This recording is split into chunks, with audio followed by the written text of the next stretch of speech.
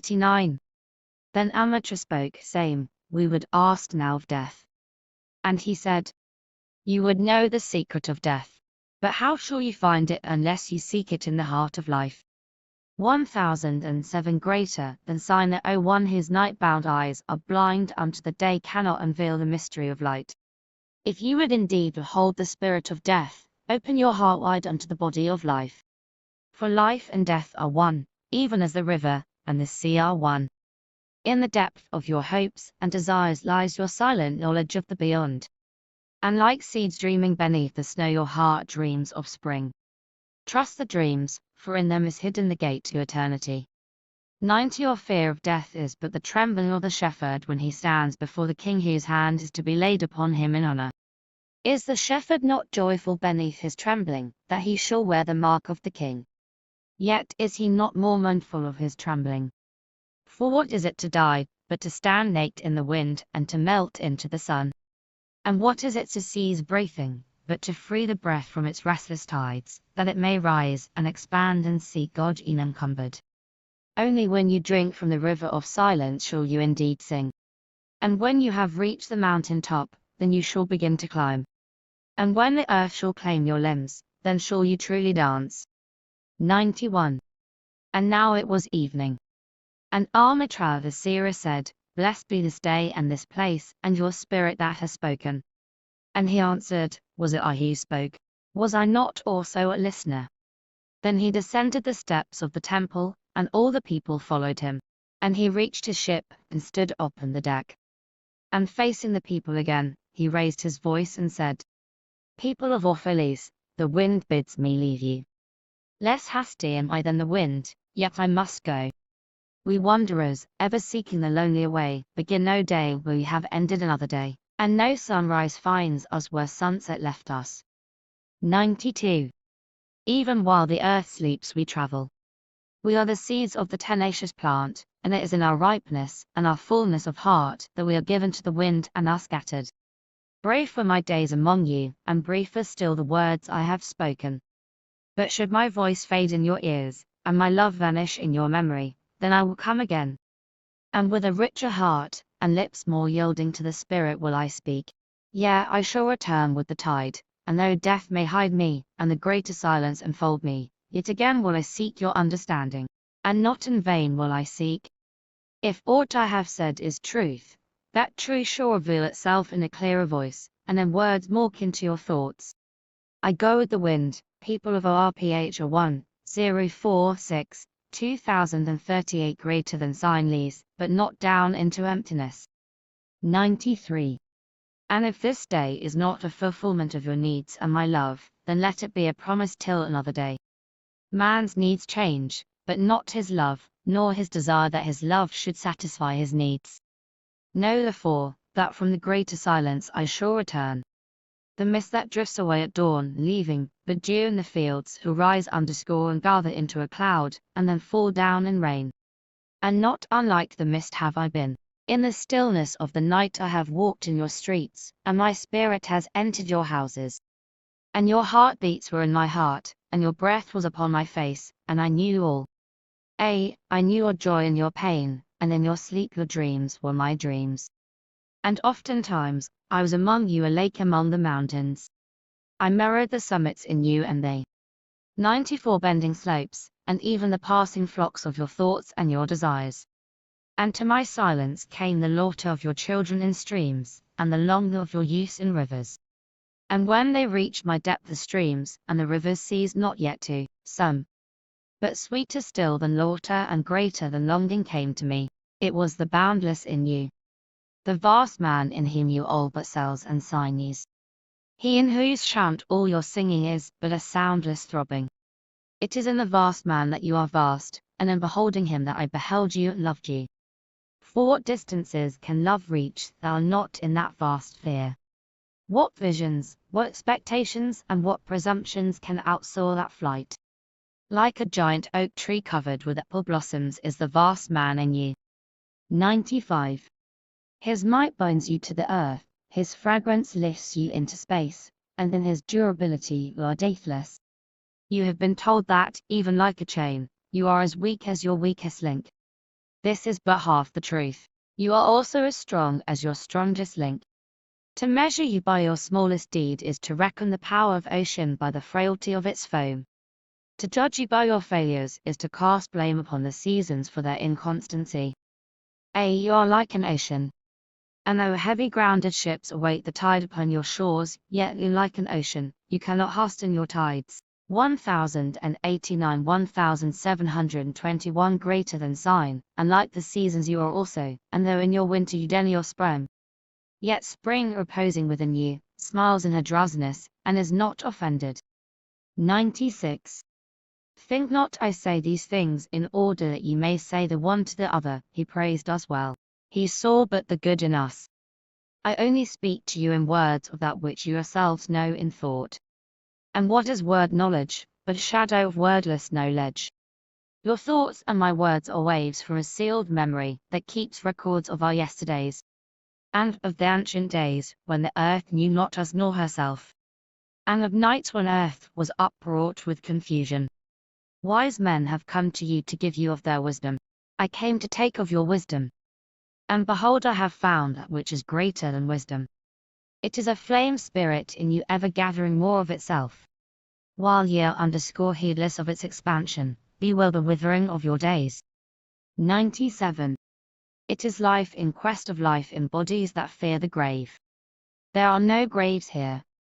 These mountains and plains are a cradle and a stepping stone. Whenever you pass by the field where you have laid your ancestors, look well the ripen, and you shall see yourselves and your children dancing hand in hand. Verily you often make merry without knowing. Others have come to you to home for golden promises made unto your faith you have given, but riches and power and glory. Less than a promise have I given, and yet more generous have you been to Allah. You have given me my deeper thirsting after life. Surely there is no greater gift to a man than that which turns all his aims into parching lips and all life into a fountain. 98. And in this lies my honor and my reward, that whenever I come to the fountain to drink I find the living water itself thirsty, and it drinks me while I drink equals tea. Some of you have deemed me proud and over shy to receive gifts. Too proud indeed am I to receive wages, but not gifts. And though I have eaten berries among the hills when you would have had me sit at your board, and slept in the portico of the temple when you would gladly have sheltered me, yet was it not your loving mindfulness of my days, and my nights that made food sweet to my mouth and girdled my sleep with visions? For this I bless you most. You give much, and know not that you give at all. 99. Verily the kindness that gazes upon itself in a mirror turns to stone, and a good deed that calls itself by tender names becomes the parent to a curse. And some of you have called me aloof, and drunk with my own aloneness. And you have said, he holds counsel with the trees of the forest, but not with men. He sits alone on hilltops, and looks down upon our city. True it is that I have climbed the hills, and walked in remote places. How could I have seen you say from a great height or a great distance? How can one be indeed near unless he be far? And others among you called unto me, not in words, and they said, Stranger, stranger, lover of unreachable heights, why dwell you among the summits where eagles build their nests? 100. Why seek you the unattainable? What storms will you trap in your net? And what vaporous birds do you hunt in the sky? Come and be one of us. Descend and appease your hunger with our bread and quench your thirst with our wine. In the solitude of their souls they said these things.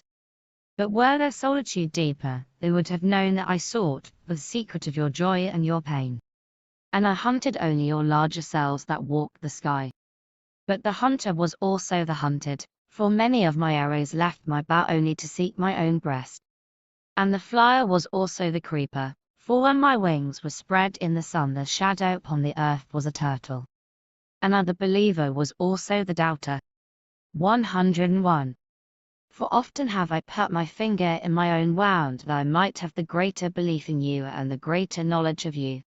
And 1 second with this belief and this knowledge that I say, you are not enclosed within your bodies, nor confined to houses or fields.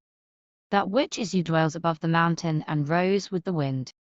It is not a thing that crawls into the sun for warmth or digs holes into darkness for safety, but thing free, a spirit that envelops the earth and moves in the other. If these be vague words, then seek not to clear them. Vague and nebulous is the beginning of all things, but not their end. And I fain would have you remember me as a beginning. Life, and all that lives, is conceived in the mist, and not in the crystal. 102. And who knows, but a crystal is mist in decay. This would I have you remember in remembering me. That which seems most feeble and bewildered in you is the strongest and most determined. Is it not your breath that has erected and hardened the structure of your bones? And is it not a dream which none of you remember having dreamt, that builded 1159 greater than Zion your city and fashioned all there is in it? Could you but see the tides of that breath, you would cease to see all else. And if you could hear the whispering of the dream, you would hear no other sound. But you do not see, nor do you hear, and it is well. The veil that clouds your eyes shall be lifted by the hands that wove it, and the clay that fills your ears shall be pierced by those fingers that knead it. 103.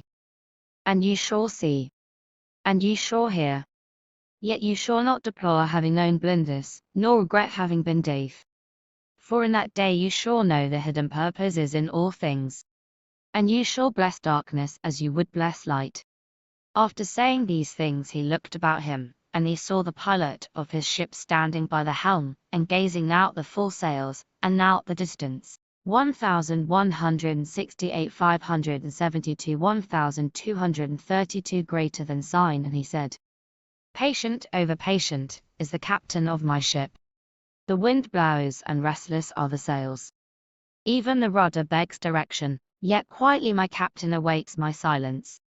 And these my mariners, who have heard the toil of the greater sea, they too have heard me patiently. 104. Now they shall wait no longer. I am ready.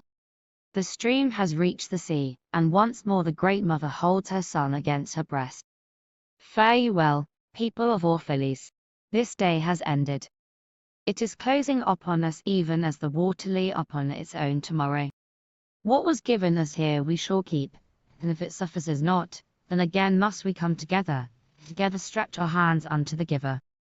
Forget not that it shall come back to you. A little while, and my longing shall gather dust and foam for another body. A little while, a moment of rest upon the wind, another woman shall bear me. Farewell to you, and the youth I have spent with you. It was but yesterday we met in a dream. 105. You have sung to me in my loneliness, and of your longings have built a tower in the sky. But now our sleep has furled and our dream is over, and it is no longer dawn. The noontide is upon us, and our half-waking has turned to fuller day, and we must part. If in the twilight of memory we should meet once more, we shall speak again together, and you shall sing to me a deeper song. And if our hands should meet in another dream, we shall build another tower in the sky.